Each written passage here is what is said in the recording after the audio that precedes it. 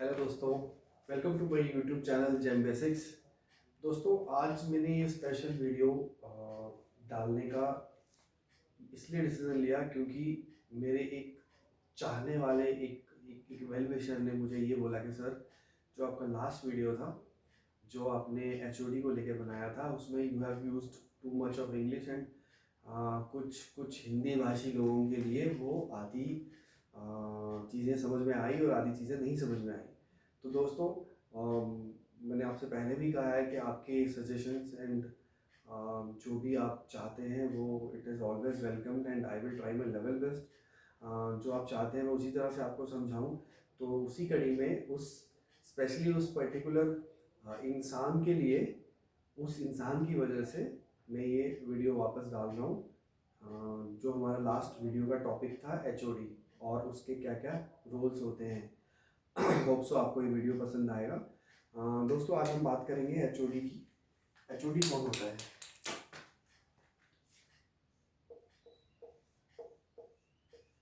दोस्तों, एचओडी जो होता है वो बायर पोर्टल पे एचओडी एक बहुत इम्पोर्टेंट डेजिग्नेशन है और कई एस्पेक्ट से वो लगभग पूरे बायर पोर्टल पे हर जगह उसका इन्वॉल्वमेंट है। तो मैं आपको बताता हूँ धीरे धीरे उसका कहाँ कहाँ कैसा कैसा इन्वॉल्वमेंट है और उसका क्या रोल है हर पर्टिकुलर चीज़ों को लेके। तो सबसे पहले हम शुरू करेंगे। एचओडी का जो सबसे पहला रोल है वो है, एचओडी क्या करता है? Creation of secondary user ID. तो दोस्तों, creation of secondary user ID का मतलब ये है कि जो भी एक बायर ऑर्गेनाइजेशन में जो भी एक बायर का रोल प्ले करना चाहते हैं, जो कि एक डेजिग्नेशन को बायर की देनी है और पीएओ की देनी है, जैसे पेइंग एजेंसी उस पर्टिकुलर पोर्टल पे, बायर पोर्टल पे। और इन दोनों की जो क्रिएशन, इनकी जो आईडी बनती है, इनका जो डिटेल्स लेकर जो आईडी बनाई जाती है ताकि ये अपना जेम पे परचेजिंग कर सकें, अपने पर्टिकुलर रिक्वायरमेंट्स जिस जिस ऑफिस की हैं उनकी पूर्ति के लिए ये कर पाएँ, उसके लिए एचओडी क्या करता है? वो creation of secondary user ID. Secondary user का मतलब होता है बायर पोर्टल की तरफ से, या वो बायर होगा या वो पीएओ पेइंग एजेंसी होगा, जो कि उस पर्टिकुलर बायर के उस पर्टिकुलर बायर के द्वारा प्रोसेस किए हुए केसेस का जो पेमेंट जो सेलर को जो एक डेजिग्नेशन करती है, उसको पीएओ बोलते हैं, पेइंग एजेंसी बोलते हैं। तो एचओडी का मेन रोल, सबसे पहला इंपॉर्टेंट रोल जो है वो है creation of secondary user ID. उसमें ये बायर की आईडी होती है और ये पीएओ की आईडी होती है। ये उसका सबसे पहला जो इम्पोर्टेंट रोल है एचओडी का, वो है। उसके बाद एचओडी का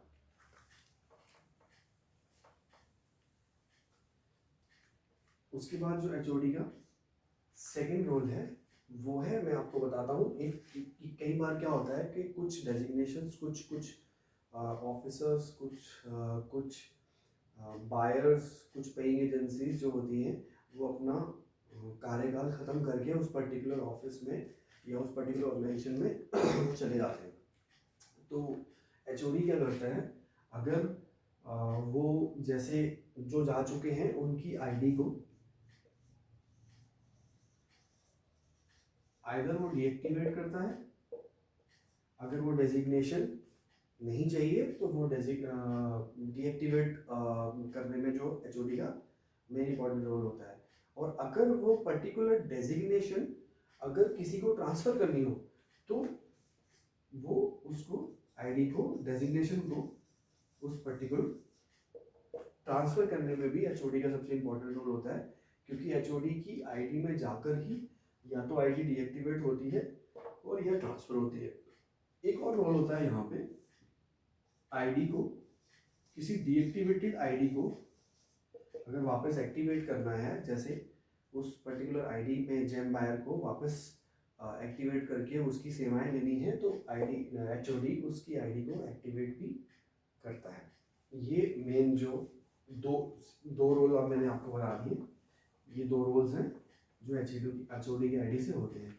उसके बाद थर्ड इम्पॉर्टेंट रोल जो होता है HOD की आईडी से, वो होता है IFA को जो भी कंकरेंस IFA देता है। जिन भी केसेस में किसी केस को बिड डालने के लिए जब IFA के पास कोई केस जाता है ऑनलाइन जेम पे, और IFA उसको जब केस को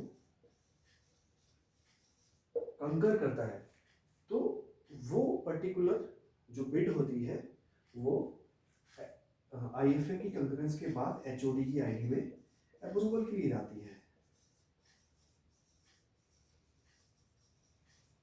अप्रूवल के लिए जाने के बाद जब HOD अपनी आईडी से उसको अप्रूव करते हैं, तो वो बिड आप पब्लिश कर सकते हैं बायर आईडी से। HOD अपनी आईडी से अप्रूव करेंगे, वो पर्टिकुलर बिड बायर आईडी में जाएगी कि ये बिड अप्रूव हो चुकी है। देन जो बायर है उसमें अगर जो भी कुछ सजेशंस, कुछ रिकमेंडेशंस हैं IFA की या HOD की, वो करके डाल के अमेंड करके उसको पब्लिश करता है। ये इसका एक इम्पॉर्टेंट रोल है at the time of A1 concurrence, जब आपको किसी बिड को पब्लिश करने के लिए कंकरेंस चाहिए होता है तब। सेकेंड रोल इसी कड़ी में, जब कोई ES कंकरेंस हो जाता है। ES कंकरेंस का मतलब मैं अपना डिफेंस फोर्सेस का ये एक जो उसमें है वो जानते हैं ES कंकरेंस, बट ओवरऑल अगर बायर पोर्टल पे अगर मैं बात करूं और भी सारे गवर्नमेंट डिपार्टमेंट्स की, तो जब आपको किसी एक केस में HOD की तरफ से अप्रूवल के बाद बिड डालने के बाद जब वो बिड खुल जाती है और उसके बाद आप एक L1 को डिसाइड करते हैं, उसके बाद वो L1 को डिसाइड करने के बाद वो जब आप उसका कॉन्ट्रैक्ट बनाना होता है उस पर्टिकुलर L1 फर्म को देने के लिए, उससे जस्ट पहले ये एक प्रावधान है कि आपको वो जो केस है उसको फिर से IFA के पास भेजा जाएगा ES कंकरेंस के लिए। तो जैसे ही IFA उसमें ES कंकरेंस देंगे तो वो वापस HOD की आईडी में वो केस आएगा, अप्रूव होगा, उसके बाद ही आप उस पर्टिकुलर केस का कॉन्ट्रैक्ट जो L1 फर्म है उसको प्लेस कर पाएंगे। ये दो इंपॉर्टेंट रोल्स भी आपको समझ में आ गए होंगे। A1 कंकरेंस के टाइम पे भी IFA के थ्रू, IFA से होने के बाद HOD की आईडी में जाएगी, एंड उसके बाद ES के टाइम पे भी वो IFA से होने के बाद HOD के अप्रूवल के लिए जाएगी, और उसके बाद ही आप कॉन्ट्रैक्ट प्लेस कर पाएंगे। तो दोस्तों ये जो मेन इंपॉर्टेंट रोल्स थे। उसके बाद एक और लास्ट रोल मैं आपको बताता हूँ IFA की आईडी से। HOD जो है अपनी, HOD तो होता है वो हेड ऑफ डिपार्टमेंट बोलते हैं उसको शॉर्ट में, हेड ऑफ डिपार्टमेंट, ठीक है। तो एक हेड ऑफ डिपार्टमेंट होने के नाते जो भी केसेस होते हैं उसमें मोस्ट ऑफ दी केसेस या लगभग सभी केसेस में जो CFA यूनिट का होता है, ठीक है, जो फाइनल CFA होता है वही HOD की उपाधि उसी को दी जाती है, उसी को HOD बनाया जाता है जेम पोर्टल पे। कुछ केसेस में अभी भी कुछ यूनिट्स में, कुछ ऑफिसेस में ऐसा चल रहा है कि जो HOD एक पर्टिकुलर ऑर्गेनाइजेशन है, सपोज एक पर्टिकुलर ऑर्गेनाइजेशन है, उसमें logger number 1, logger number 2, logger number 3, logger number 4 ये पहले से चला आ रहा था।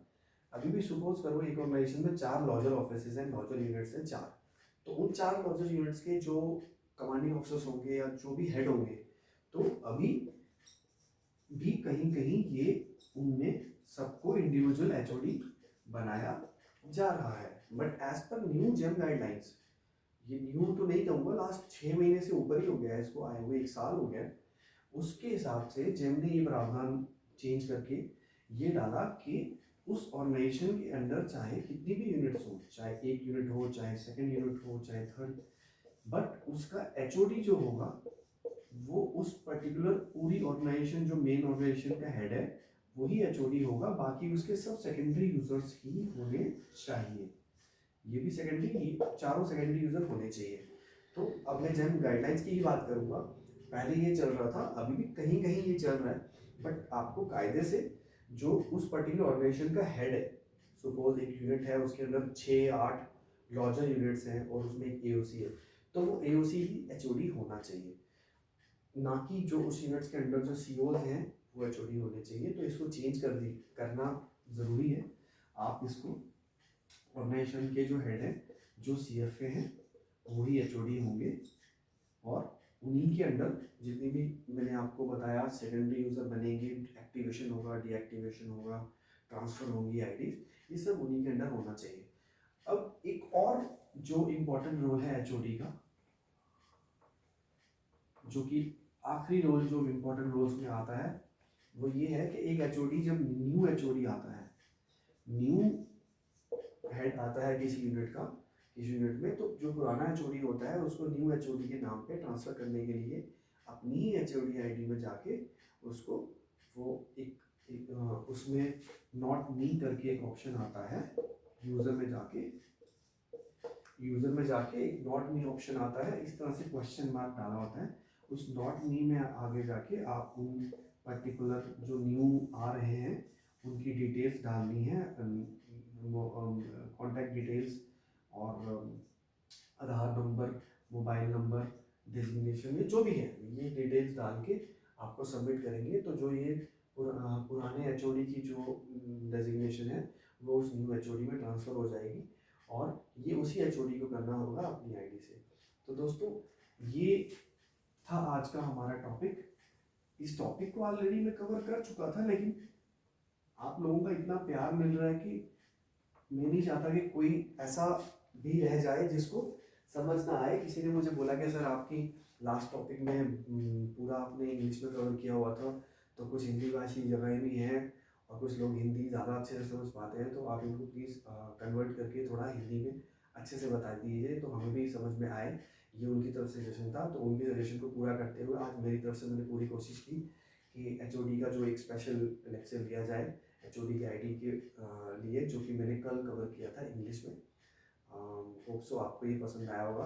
आपके सजेशंस और जो भी एडवाइस होगी उसको मैं ज़रूर पूरा करने की कोशिश करूँगा, और आप इसी तरह अपना प्यार बरकरार रखिए, और मैं अपनी I will give my level best, जो भी मुझसे बेस्ट हो पाएगा। मैं फॉर बिगिनर्स उन जेम बेसिक्स के जितने भी बेसिक्स हैं वो बिगिनर्स के लिए इस तरह के शॉर्ट वीडियोस छोटे छोटे लाता रहूँगा, और आप अपना प्यार बरकरार रखिए इसी तरह से। Thank you. जय हिंद, जय भारत।